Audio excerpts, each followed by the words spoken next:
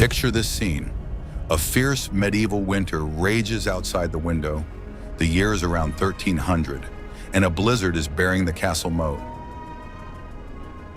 You are a noble knight or even a lord yourself, and, pardon the detail, nature is calling.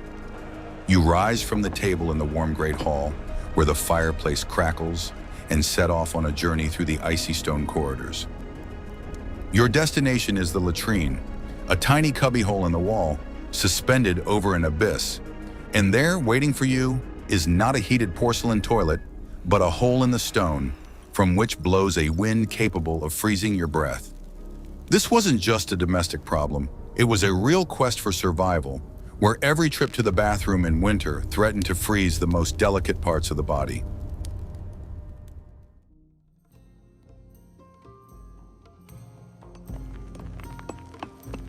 Let's take a moment to think about how a typical medieval castle is built. It's a massive stone structure. Stone is a wonderful material for defense, but terrible for retaining heat, especially in winter. It absorbs the cold for months and is reluctant to give it back, turning the interior rooms into freezers. Now imagine the bathroom, which in those days was called the wardrobe. It was almost always a narrow niche built directly into the thickness of the castle's outer wall. Architects deliberately placed them on the outside so that waste would fall directly into the moat or onto the ground at the base of the tower.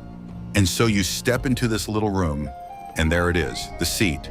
This seat, or toilet seat, to use modern terminology, harbored the greatest danger. If it had been made of stone, like everything else around it, then a trip to the bathroom would have turned into torture. The touch of warm skin against icy granite or limestone in 10-degree frost is a guaranteed thermal shock. Your body instantly begins to transfer precious heat to the stone, and the freezing process occurs in a matter of seconds. The stone literally drains the life out of you through the very spot where you sat on it. This isn't just unpleasant, it's dangerous to your health given the state of medieval medicine. But contrary to stereotypes, medieval people weren't fools and had a solid grasp of everyday physics. That's why toilet seats were always, absolutely always, made of wood. Even if the entire castle was built from the most expensive granite, the carpenter would craft a wooden plank with a hole for the toilet. Wood has much lower thermal conductivity than stone. Anyone who has been to a bathhouse knows this.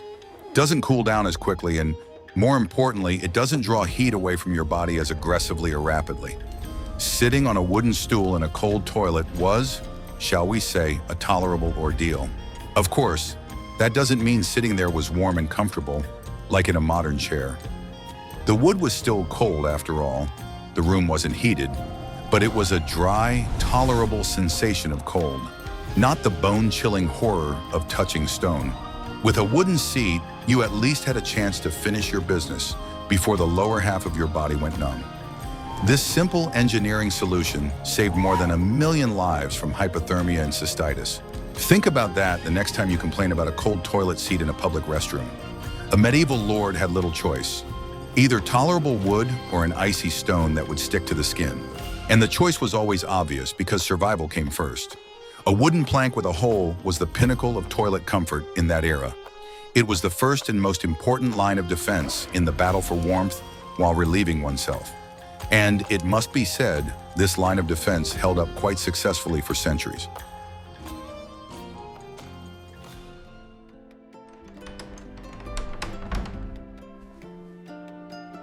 If you think the main problem with the medieval toilet was just a cold seat, you are sorely mistaken. There was a far more serious problem, and its name was draft. As we have already established, the toilet shaft was a direct path to the street, often at a great height. Essentially, it was a stone pipe that led from your little room straight into the icy abyss above the castle moat. In winter, when the wind howled around the towers, this shaft turned into a giant vacuum cleaner, sucking icy air from the bottom up. And this stream of air rushed straight into the very opening above which you plan to sit. Imagine this attraction. You sit down and from below, out of the darkness, a jet of air at -15 degrees hits you. It's not just a breeze, it's a real icy geyser that instantly cools everything it can reach.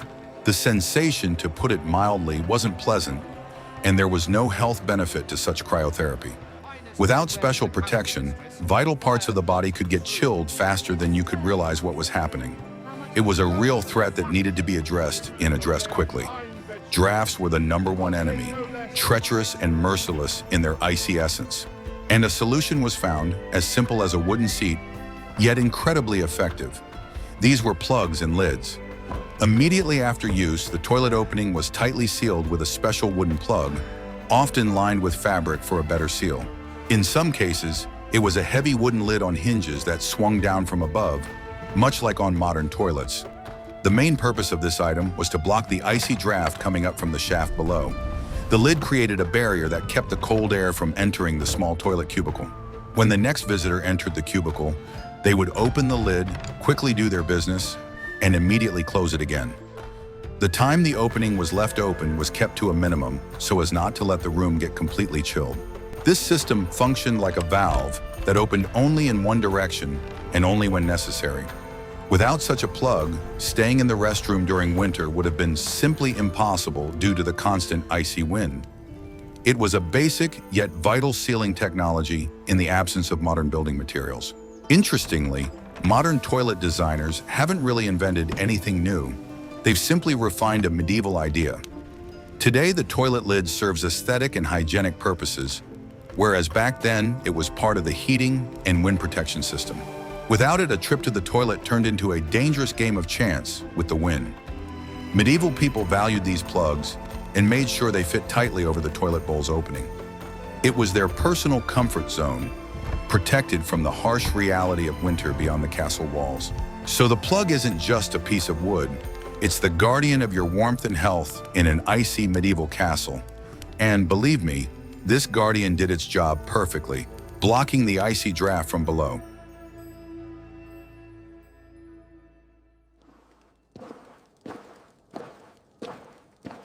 Medieval architects were clever fellows, and they understood perfectly well that a single wooden cover wouldn't cut it. In winter, it's cold absolutely everywhere in a huge stone castle. An icy wind sweeps through the long, open corridors, and the thick walls literally suck the last remnants of heat from the human body. If the toilet is located in an unheated, drafty tower, just getting there is a real feat. People had to wrap themselves in heavy furs simply to leave their bedrooms to relieve themselves. Stone is an excellent conductor of cold, so in winter the castle turned into a giant freezer. It was physically impossible to heat such colossal spaces, even with unlimited supplies of firewood. That is why, when designing the castle, clever architects tried to make the absolute most of every available heat source. The most important and powerful heat source in any castle is, of course, the huge open fireplaces and kitchen stoves.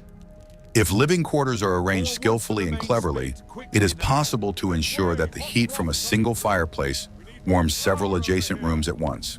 This brings us right up to the third secret of survival, the strategic placement of wardrobes near sources of constant heat. It's important to understand that bathrooms were rarely built as freestanding, cold outbuildings or structures exposed to the wind. They were literally built deep into massive stone walls, directly adjacent to large vertical chimneys. This required tremendous skill from medieval masons. Even at the building's design stage, they had to calculate the intricate network of channels so that smoke would rise upward, while precious heat remained trapped within the thickness of the wall. Let's examine this ingenious principle using the example of the chambers of the fortress's most distinguished inhabitant. The lord's main bedroom always featured a large fireplace, where the servants kept the fire burning almost constantly.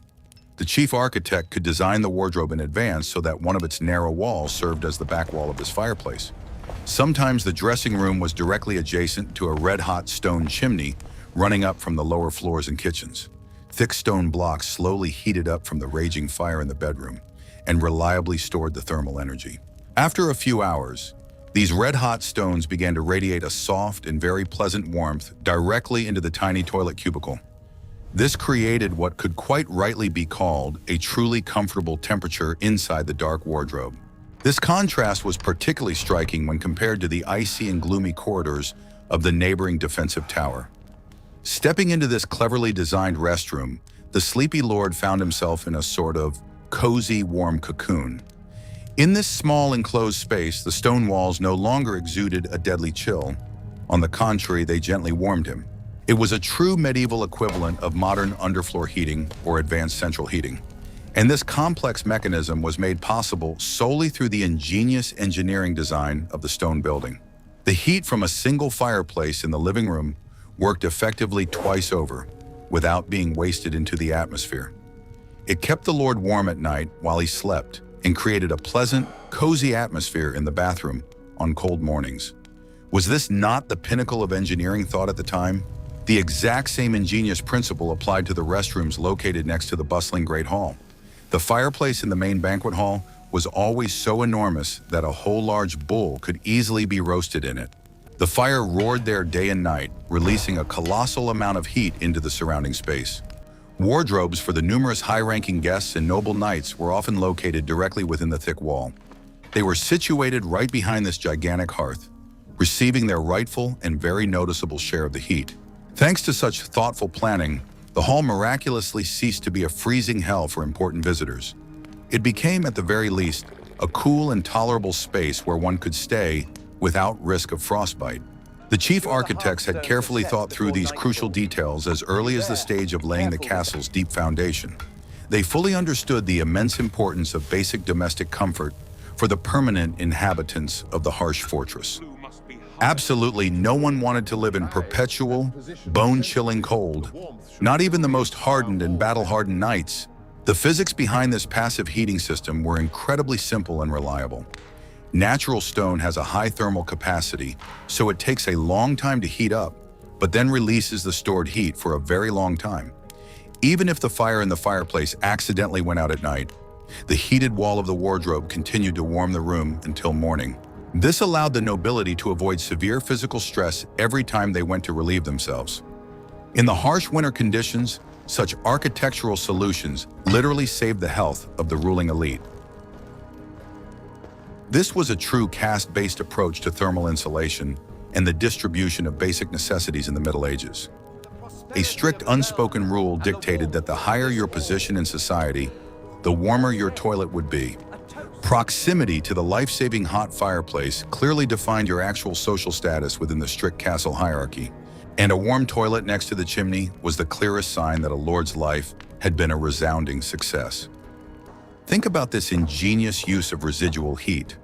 Modern eco-homes try to implement similar principles, but in the Middle Ages, it was a matter of survival. Architectural genius created warm zones that offered refuge from the winter cold.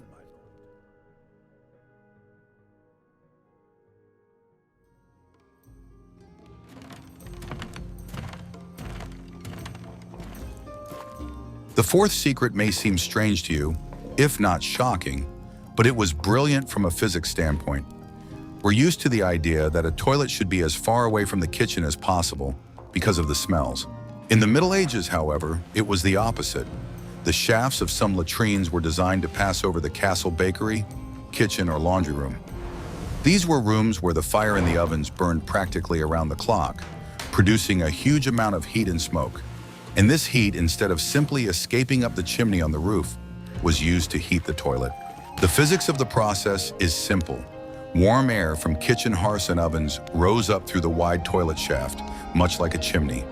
And this rising current carried with it not only heat but also smoke.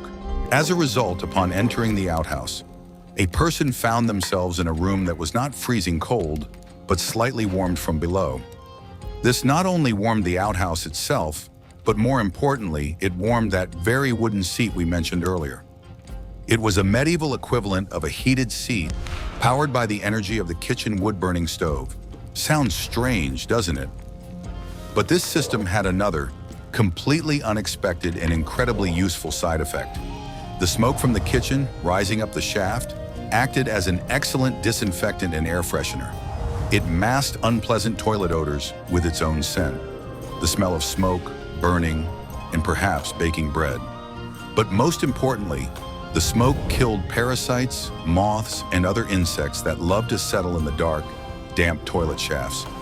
It was a natural, automatic system for fumigating and deodorizing the space.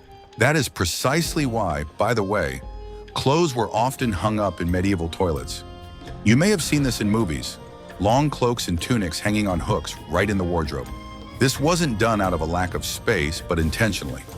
The warm smoke rising from the kitchen permeated the clothes, killing moth and lice larvae, which were a real scourge of the Middle Ages.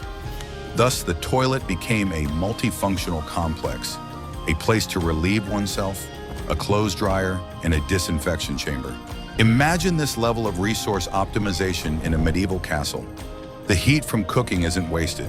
It warms the Lord's toilet and cleans his clothes of parasites. This was an example of a circular economy and waste-free heat production long before those terms were even coined. Of course, such a toilet smelled of smoke, but that was far better than the stench of sewage and the freezing cold.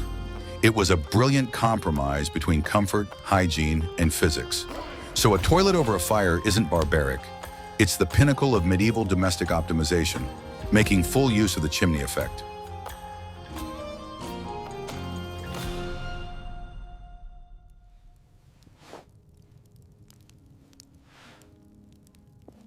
But let's be honest, even with all these architectural tricks, wooden seats, and smoke from the kitchen, a trip to the outhouse in winter was an ordeal. You had to get out of your warm bed, get dressed, and walk through the drafts of the hallways and spiral staircases.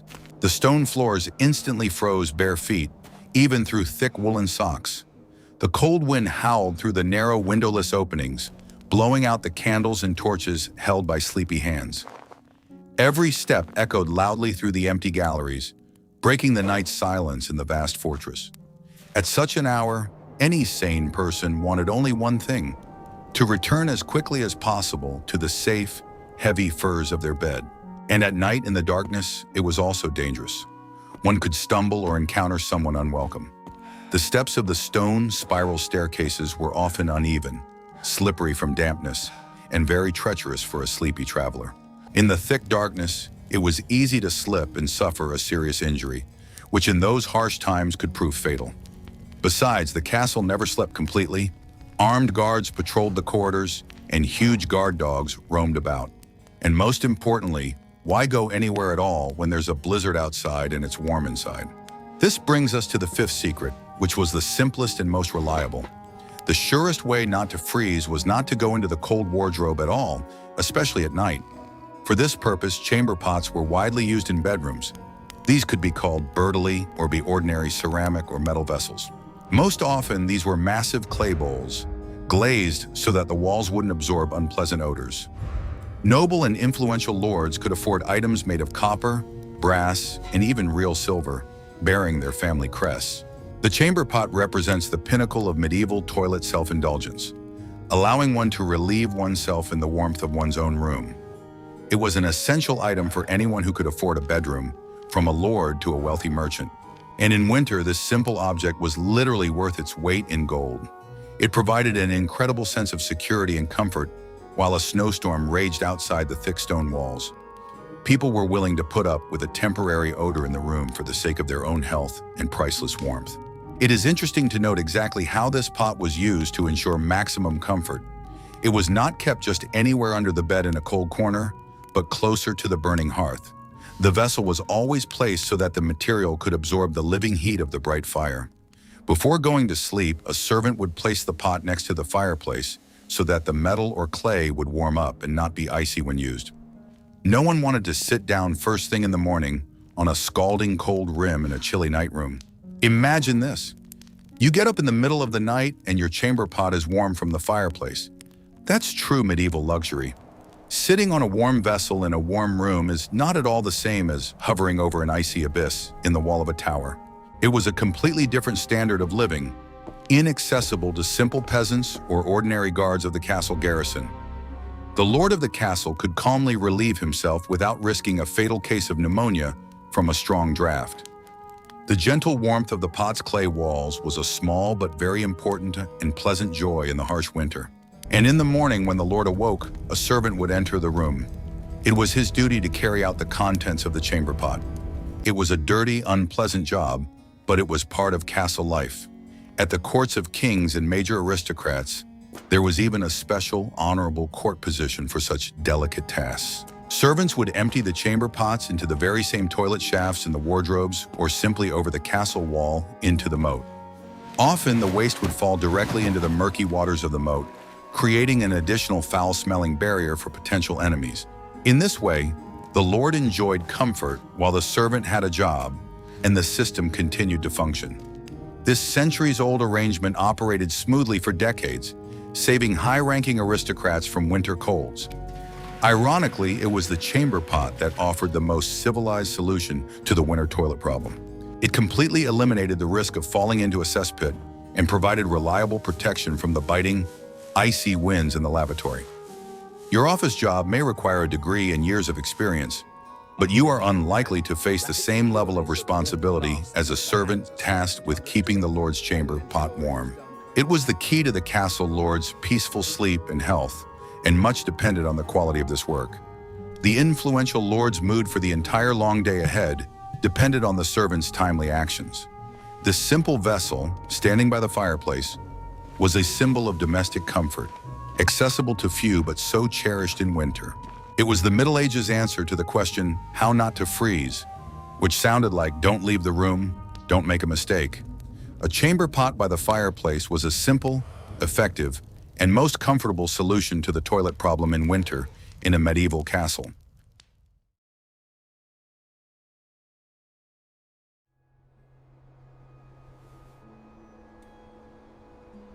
We've already discussed architecture, wooden seats, and even chamber pots. But there's one more element of comfort we've overlooked, and that element is textiles.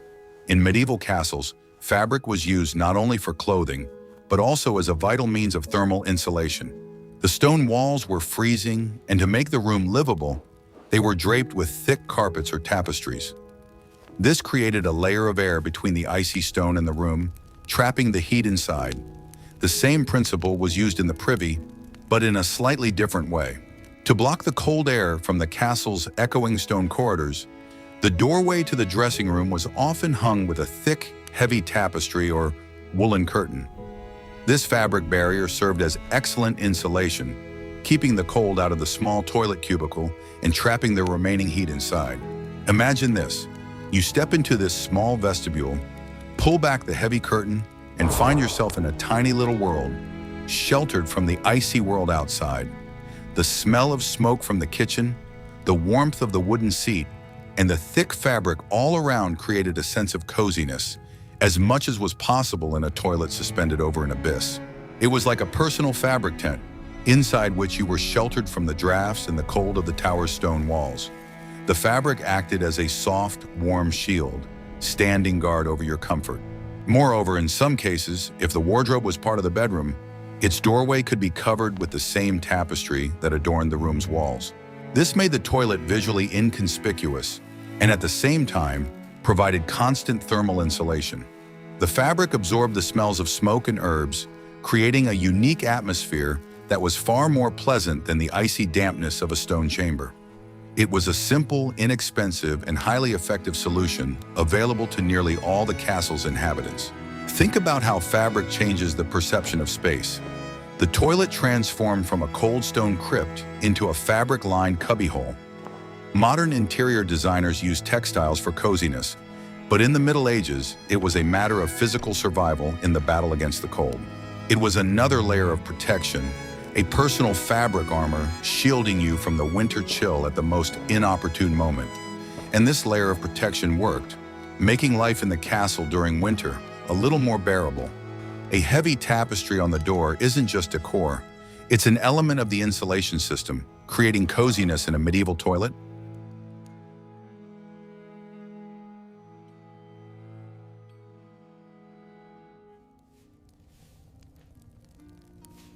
Time passed, the Middle Ages were drawing to a close, and comfort standards among the nobility began to rise.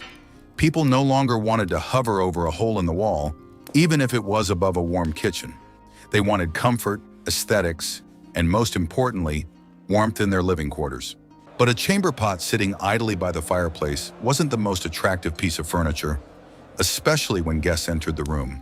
And so a brilliant idea emerged: to combine furniture and a toilet by concealing the vessel inside a beautiful object. This chair stood in the bedroom or in a special alcove and looked like an ordinary piece of furniture until the need arose to use it. But the most interesting thing about these chairs was not that they concealed a chamber pot, but how they were padded. For maximum comfort, these chairs were upholstered with expensive fabrics, velvet, silk, or high-quality leather. The inside of the seat was stuffed with horsehair, down, or soft wool, so that sitting in it was not only soft, but also incredibly warm. Imagine this. Instead of a cold wooden stool in the wardrobe, you sit in a soft, warm velvet armchair in your bedroom. It was the medieval equivalent of a heated toilet with a microlift, the pinnacle of the luxury segment of the toilet market in that era. Such a chair often had a high backrest and armrests that protected against drafts in the room itself, creating a feeling of complete security. In this chair, one could spend time in comfort without worrying that one's feet would freeze in a minute. It was a solution that took the process of relieving oneself to a whole new level, the level of royal comfort in warm chambers. It sounds like an extravagance, but for people living in the stone walls of castles, it was a true revolution in daily life. Your office furniture may be ergonomic and cost thousands of dollars, but it's hardly stuffed with horsehair and upholstered in velvet to keep your backside warm. This chair was a symbol of status, wealth, and care for one's own body in the harsh world of the Middle Ages, where warmth was the ultimate luxury. It was a victory of comfort technology over the harsh reality of a stone castle in winter, accessible only to the select few. And this victory was soft, velvety, and very warm, unlike the icy stone wardrobe. An insulated velvet commode is not just a piece of furniture, it is a symbol of royal luxury and the pursuit of warmth in the Middle Ages. Let's move on to the next, more widespread secret.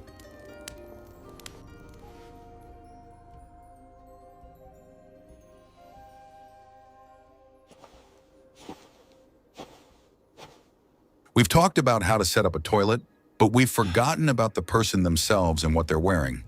Medieval clothing was nothing like ours. No jeans, zippers, or tight-fitting t-shirts. Back then, people wore loose-fitting, multi-layered garments made of natural fabrics, mainly thick sheep's wool and heavy linen. And in winter, this heavy layering was a matter of physical survival.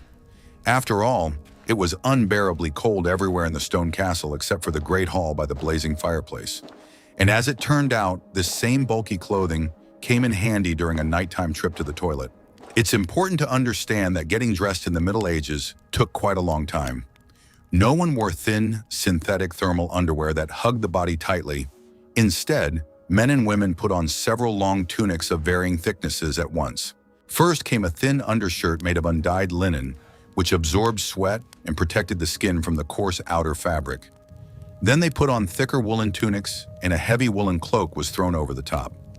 This entire ensemble weighed quite a bit, but it was precisely this that created a reliable layer of air to retain precious heat. And to remove all those countless layers in a biting draft would have been sheer madness. Long woolen cloaks, layered tunics, camisoles, and women's dresses were very loose-fitting and long, often reaching all the way to the stone floor. When there was an urgent need to use the restroom, the wide hems of the thick garments were simply lifted. In doing so, the person's body remained practically covered and did not give off its warmth to the icy air of the tower. The fabric draped softly over the edges of the wooden seat, completely blocking the icy drafts from the cesspit. This created a sort of dense tent or dome of warm woolen fabric around the person. This improvised canopy excellently retained the natural heat of the human body within the enclosed space. You would sit on the wooden stool, and your long clothing would hang down around you, creating a life-saving, warm microclimate. This was truly a brilliant, intuitive application of the basic laws of physics by our ancestors. The natural heat of a warm body always rises, but in this case, it was reliably trapped by the heavy fabric of the outer clothing. This warm air kept you warm, preventing the most vulnerable parts of your body from freezing. You were as if inside a reliable personal thermos, perfectly protected from the wandering drafts of the icy toilet stall. Even if a fierce snowstorm was raging behind the thin wall, a quite tolerable room temperature was maintained under the cloak. Thick sheep's wool has the unique property of providing excellent warmth. If you were wearing a traditional long cloak with a deep hood, you could wrap yourself completely in it, head and all. Only the bare essentials were exposed, while your face was hidden from the biting winter wind in the folds of soft fabric. It was relatively warm and cozy and allowed you to maintain your dignity even in such a delicate situation. The layered and baggy nature of medieval fashion was not merely an aesthetic whim of tailors or a status symbol. It was a vital part of a survival system that worked flawlessly even in a dark, cold bathroom. Clothing always remained your first and closest layer of insulation in the gloomy stone corridors of a vast castle.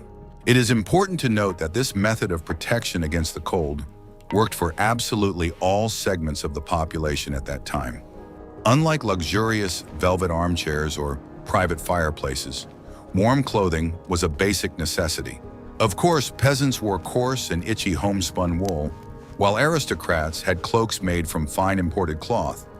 But the physical principle of retaining heat under a long hem worked exactly the same for both the king and a simple guard.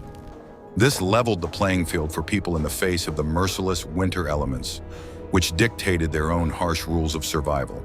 Think about this ingenious use of everyday clothing in extreme conditions. A long woolen cloak served as both an effective portable heater and a reliable windbreak at the same time.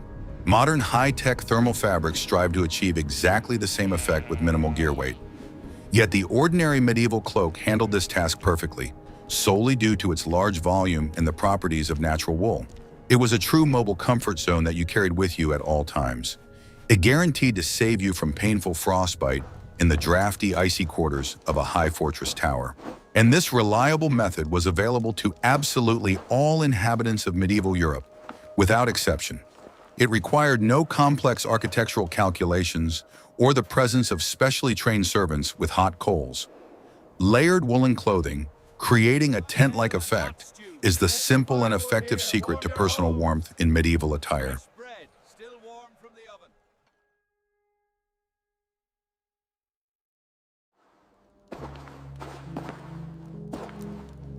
We've talked about everything: walls, seats, lids, and even clothing. But we've forgotten about what's under our feet. A stone floor in a medieval castle is a source of perpetual cold, especially in winter when the stone freezes right through. If the bathroom has a stone floor, your feet in leather sandals or shoes will go numb within a minute, drawing heat from your entire body. And even if you're wrapped in a cloak, the cold from the floor will still reach you through your feet. It's a law of physics. Something had to be done about this. Straw has excellent thermal insulation properties. It traps air inside the stalks, creating a soft and warm barrier between your feet and the icy stone floor. It worked like a thick woolen rug, which was pleasant to walk on, even barefoot. But that's not all. The straw wasn't simply thrown onto the floor. It was often mixed with fragrant herbs: lavender, mint, rosemary, wormwood, or thyme. When a person stepped on such a carpet, the herbs would break and release a pleasant aroma that masked unpleasant bathroom odors. It was a natural system for freshening the air and repelling pests, since many herbs deterred insects. Imagine this level of domestic engineering. A simple layer of straw mixed with herbs serves as a heated floor, deodorizer, and insecticide. Servants regularly replace this straw mat, removing the old soiled straw and laying down fresh, fragrant, and warm straw. It was a constant task, part of the castle's upkeep, ensuring hygiene and comfort in the most intimate spaces. It was an example of how simple natural materials could solve complex domestic problems. Think about how it worked. You walk into the bathroom, and under your feet is soft, warm straw that smells of lavender and mint. Not sewage. Modern air freshening systems and carpeting try to achieve the same effect, while medieval straw managed it through its accessibility and naturalness. It was an eco-friendly, biodegradable, and highly effective comfort system, accessible to nearly all the castle's inhabitants. And this method worked, making life in a stone sack during winter a little more bearable for your feet. A thick layer of straw mixed with fragrant herbs on the floor is the ultimate secret to thermal insulation and aromatherapy in a medieval toilet. So now you understand that surviving in a medieval castle in winter isn't just a beautiful fairy tale from the movies, but a harsh reality that demanded intelligence, resourcefulness, and unconventional solutions. Every trip to the toilet was a battle for warmth, where people used physics, architecture, textiles, straw, and even smoke from the kitchen to keep from freezing. Life in the Middle Ages was harsh, but there was room for ingenious solutions that made it a little warmer, at least in the bathroom. It was a true story of survival, hidden behind the stone walls of castles and the smoke of kitchen hearths. Thank you for reading this long story about the secrets of the medieval toilet all the way to the end. I hope you've learned something new and surprising about the lives of our ancestors. Don't forget to like and subscribe to the channel if you enjoyed this dynamic historical storytelling format. Until we meet again in the depths of history, where many more interesting, puzzling, and sometimes shocking things await us.